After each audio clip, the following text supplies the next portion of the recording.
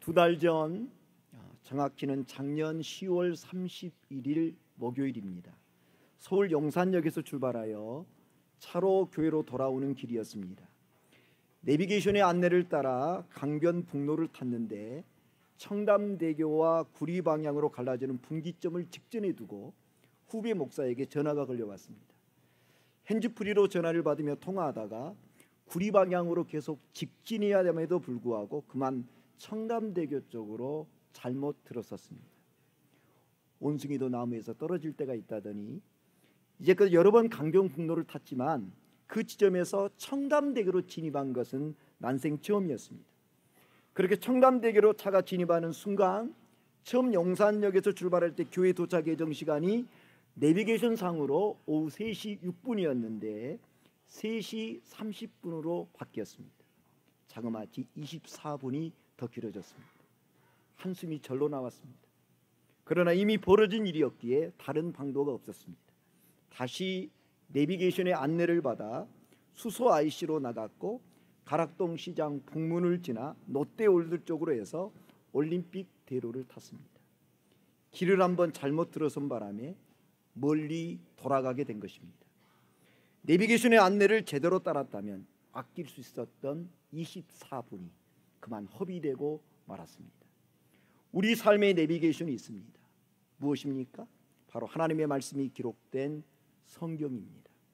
성경은 우리에게 길입니다. 어떻게 살아야 될지, 무엇을 위해 살아야 할지를 정확하게 내비게이션 해줍니다. 이제 더 이상 인생을 돌아가지 않기를 원합니까? 더 이상 인생을 허비하지 않기를 원합니까? 그렇다면 무엇보다도 먼저 말씀의 안내, 말씀의 내비게이션에 귀를 기울여야 합니다. 2025년 을사년 새해가 밝았습니다. 새해가 되면 나름의 한 해 소망을 품습니다.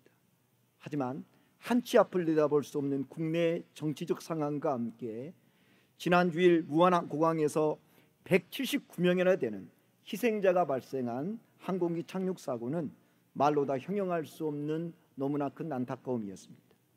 예기치 못한 갑작스러운 사고로 가족을 잃은 희생자 유족들에게 하나님의 특별한 위로하심이 함께 하시기를 기도합니다.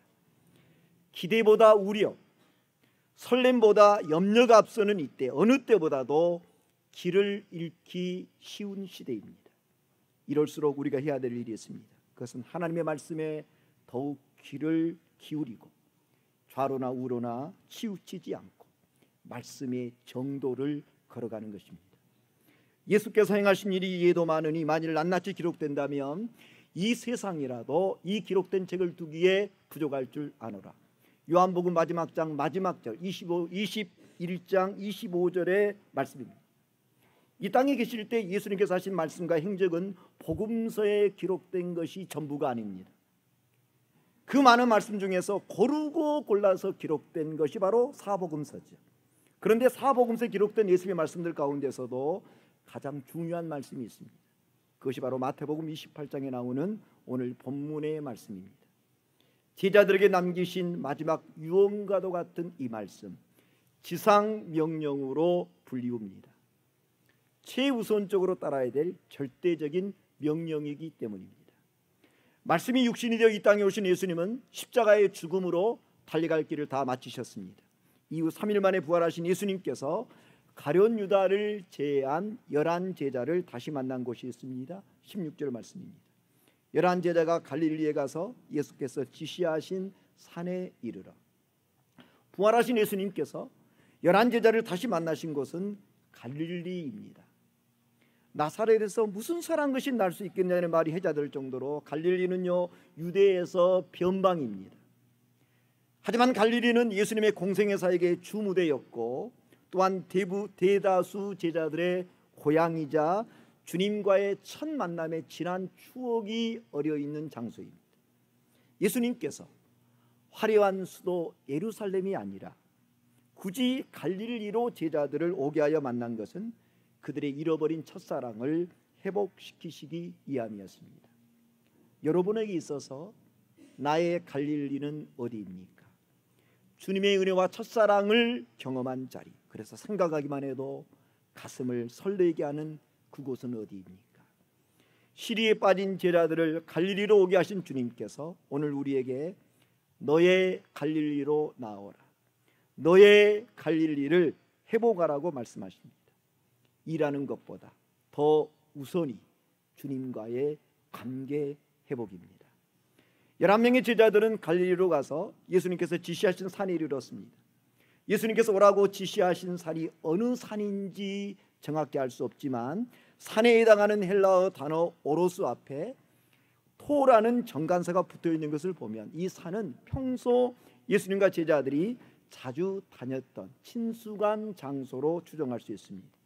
흥미로운 것은 여기 산을 가리키는 헬라어 오로스는 구약 히브리어 하르에 대한 번역인데, 이 하르라는 단어는요, 모세를 통해서 이스라엘 백성들에게 십계명이 전해진 장소, 그 산을 가리킵니다.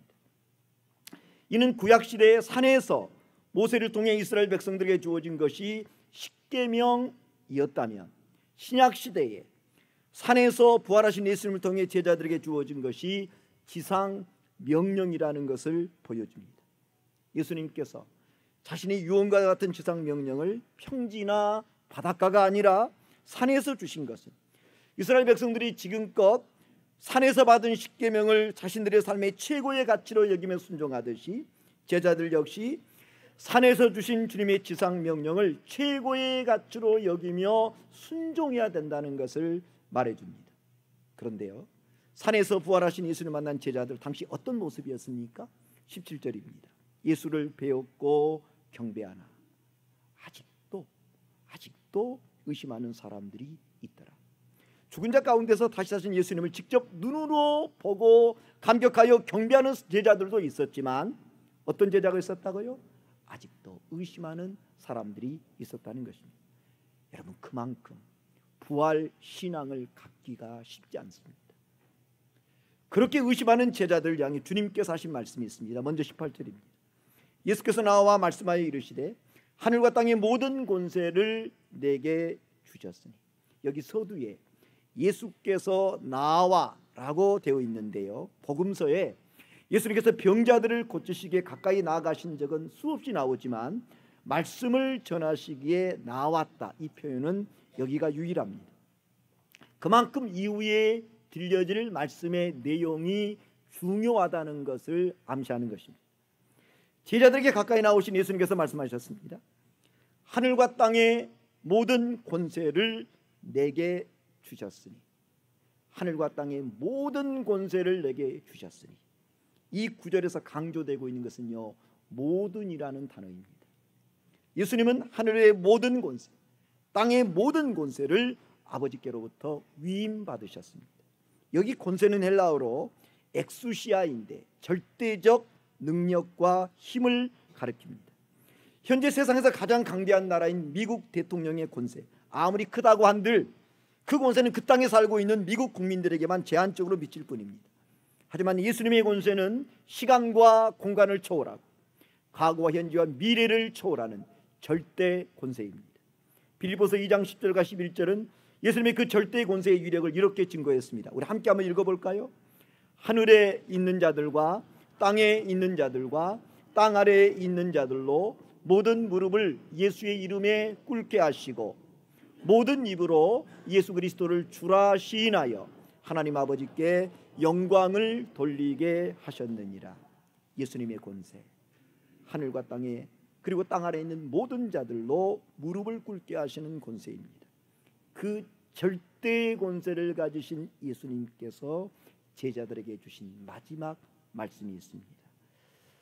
그러므로 너희는 가서 모든 민족을 제자로 삼아 아버지와 아들과 성령의 이름으로 세례를 베풀고 내가 내게 분반 모든 것을 가르쳐 지키게 하라.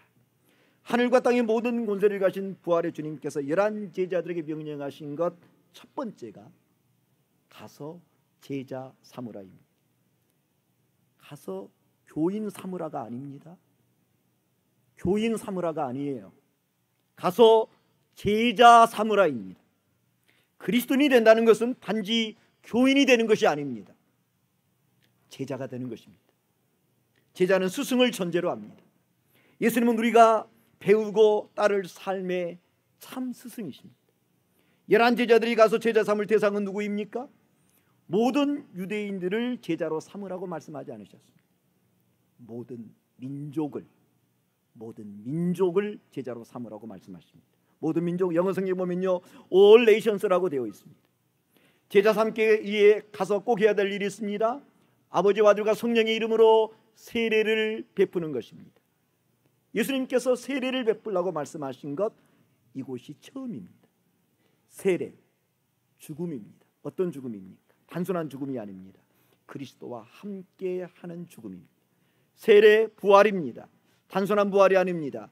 그리스도와 함께하는 부활입니다. 그래서 사도 바울은 로마서 6장 3절과 4절에서 이렇게 설명했습니다. 무릇 그리스도 예수와 합하여 세례를 받는 우리는 그의 죽으심과 합하여 세례를 받은 줄을 알지 못하느냐. 그러므로 우리가 그의 죽으심과 합하여 세례를 받음으로 그와 함께 장사되었나니 이는 아버지의 영광으로 말미암아 그리스도를 죽은 자 가운데서 살리심과 같이 우리로 또한 새 생명 가운데서 행하게 하려 함이라. 우리는 그리스도 예수와 함께 세례를 받았습니다. 이는 그리스도와 함께 죄에 대해서 죽었음을 의미합니다. 그리스도와 함께 죄에 대해 죽은 사람에게 주어진 은혜가 있습니다. 부활하신 그리스도와 함께 마지막 날 부활에 참여하게 됩니다. 세례에서 중요한 것은요, 그리스도와 함께입니다. 그리스도와 함께. 세례는 과거에 죄악된 내가 그리스도와 함께 죽었고 이제 그리스도 안에서 그리스도와 함께 새로운 피조물이 되었음을 사람들에게 고백하는 자리입니다. 2019년 초 터키 성지순례를 가서 새롭게 발견한 사실이 있습니다. 초대교회의 교회 터를 방문해 보니 예배 드릴 때 세례받은 사람과 세례받지 않는 사람의 자리가 명확히 구분되어 있었습니다. 오늘 이 자리에는요, 세례받든지 세례받지 않든지 어느 자리나 마음대로 앉죠. 초대교회는 그렇지 않았어요.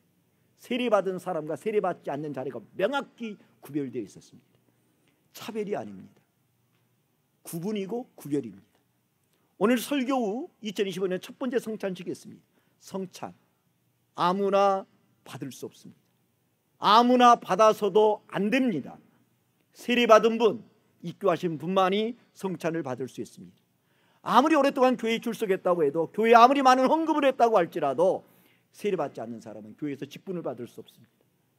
교회에서 주어지는 직분, 집사, 권사, 장로, 목사, 섬기는 영역은 다소 다르지만 공통점이 있습니다. 모두 세례 교인이라는 것입니다. 박사학위를 수십 개 가지고 있다고 할지라도 세례받지 않으면 집사, 권사, 장로, 목사 될 수 없습니다. 세례받음이 그렇게 중요합니다. 부활하신 예수님께서 가서 모든 민족으로 제자를 삼으러 가시면서 가장 먼저 부탁하신 것이 세례를 베풀라고 하신 이유가 여기 있습니다. 교회를 다니지만 여지껏 세례받지 못한 분이 있습니까? 올해 꼭 세례받으시기 바랍니다. 기억할 것은 세례는 신앙의 끝이 아니라 시작이라는 것입니다. 부활하신 예수님께서 제자들에게 부탁하신 것, 가서 모든 민족을 제자로 삼아 세례를 베풀라, 이것이 끝이 아니었습니다. 다음에 뭐라고 했습니까? 내가 너에게 분부한 모든 것을 가르쳐 지키게 하라. 이 땅에서 행하신 일이 셀 수 없이 많지만 복음서에 보면 크게 세 가지로 구별할 수 있습니다. 가르치심, 전파하심, 그리고 고치심입니다. 생전에 예수님께서는 제자들에게 복음을 전파하고 병을 고칠 것은 명하셨지만 가르치라고는 직접적으로 명령하지 않았습니다. 그런데 부활하신 예수님께서 이제는 제자들에게 가서 가르치라고 명하십니다. 제자들이 제자 삼기 위해서 가서 가르쳐야 될 내용이 무엇일까요? 그 가르침의 핵심이 요한복음 3장 16절에 담겨 있습니다. 우리 함께 한번 읽어볼까요? 하나님이 세상을 이처럼 사랑하사 독생자를 주셨으니 이는 그를 믿는 자마다 멸망하지 않고 영생을 얻게 하려 하심이라. 신구약 성경 권수로 66권, 장수로 1189장, 절수로 31,102절, 이 전체를 단 한 구절로 축소한다면 그것이 바로 요한복음 3장 16절입니다. 우리말로 16마디로 구성된 요한복음 3장 16절, 이것을 또 한마디로 줄인다면요, 예수 사랑입니다. 그래서 너희는 가서 모든 민족을 제자로 삼아 세례를 베풀고 가르쳐 지키게 하라는 예수님의 마지막 당부는요, 예수 사랑을 예루살렘에서 땅끝까지로 바꿀 수 있고, 이것을 오늘 우리에게 적용한다면 예수 사랑을 문호리에서 땅끝까지로 말할 수 있는 것입니다. 가서 모든 민족으로 제자 삼기의 뿌리, 오직 예수 사랑입니다. 예수 사랑, 세상에 전하려면 먼저 있어야 할 것이 있습니다. 나를 향한 예수님의 사랑이 깨달아져야 됩니다. 올해 우리 문호교회가 설립된 지 120년이 되는 뜻깊은 해입니다. 제가 이제껏 문호교회를 목회하면서 늘 깨닫는 것이 있습니다. 하나님께서 문호교회를 정말 사랑하신다는 것입니다. 우리가 잘해서가 아닙니다. 예수님께서 문호교회를 자신의 핏값으로 사셨기 때문입니다. 제가 저의 세 자녀를 위해서 기도할 때 빼놓지 않는 기도 제목이 있습니다. 이들이 세상에서 성공하게 달고 기도한 적이 없습니다. 이들이 예수 사랑을 인격적으로 더 깊이 알아가게 해달라고, 이들이 예수 사랑을 깊이 체험할 수 있게 해달라고, 저는 이것을 위해서, 자녀들을 위해서 기도합니다. 120주년을 맞이해 올해 우리 교회가 진행하는 여러 가지 행사가 있습니다. 그러나 그 무엇보다 우선되고 중요한 일이 있습니다. 바로 나 한 사람이 더 깊이 예수 사랑을 깨달아 알아가는 것입니다. 예수님은 베드로에게 자신이 피로 사신 교회를 맡기시기 전에 단 한 가지만을 물으셨습니다. 내가 나를 사랑하느냐? 내가 나를 사랑하느냐? 다른 모든 것이 갖춰져도 예수님을 사랑하지 않는다면 주께서 피로 값주고 사신 교회를 섬길 수 없습니다. 섬겨서도 안 됩니다.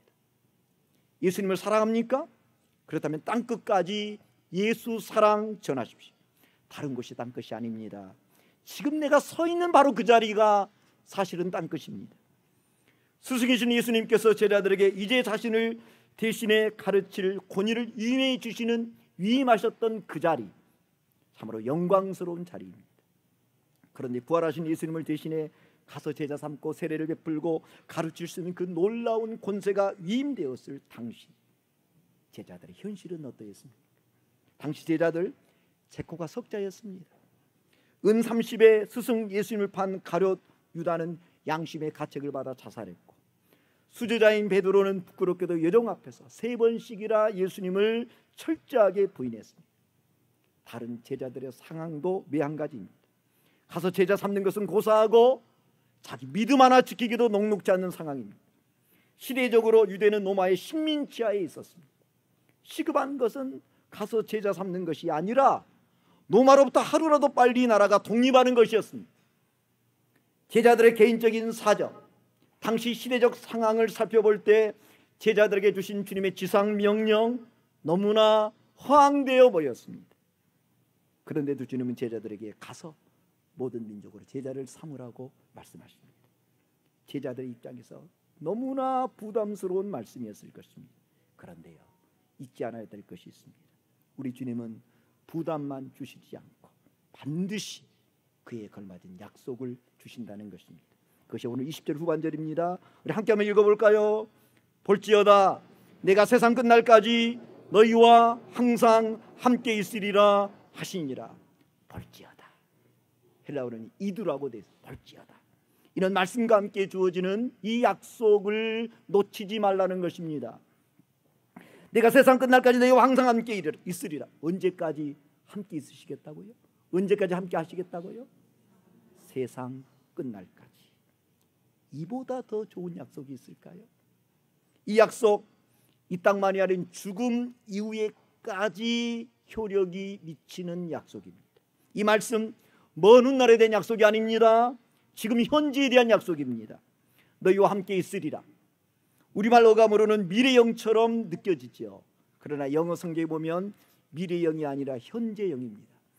너희와 함께 있으리라, 영어 성경에서는 I will be with you, 미래형으로 되어 있지 않습니다. I am with you, 정확히 현재형으로 되어 있습니다. 가서 모든 민족으로 제자를 삼으라는 말씀에 순종하는 삶을 살아가는 우리를 주님은 결코 떠나지 않으십니다. 항상 함께 하십니다. 모든 선교사님들이 선교 현장에서 고백하는 공통적인 한 가지가 있습니다. 하나님의 임재를 그렇게 강하게 느껴본 적이 없다는 것입니다. 여러분, 선교 현장은 하나님의 임재 현장입니다.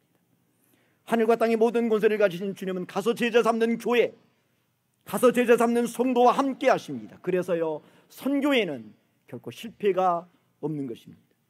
하늘과 땅의 모든 권세를 가지신 주님께서 나와 함께 하신다면 무슨 걱정할 일이 있고 염려할 일이 있겠습니까?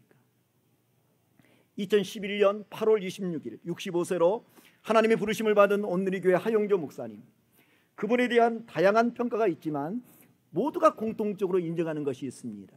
그분에 대해서 선교에 미친 사람이요, 선교에 목숨을 건 사람이라는 평가입니다. 그분의 생애를 가장 극적으로 보여주는 장면이 바로 그분의 임종의 순간입니다.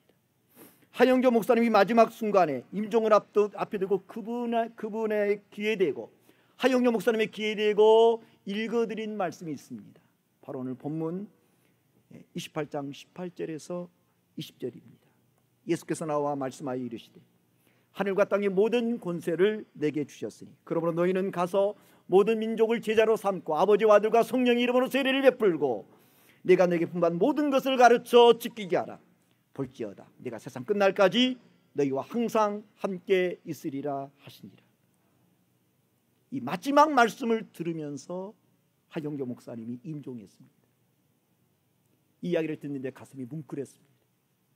마지막 임종의 순간까지 주님께서 주신 지상 명령을 붙들었던 그분의 삶과 믿음이 너무나 선명하게 마음에 와 닿았습니다.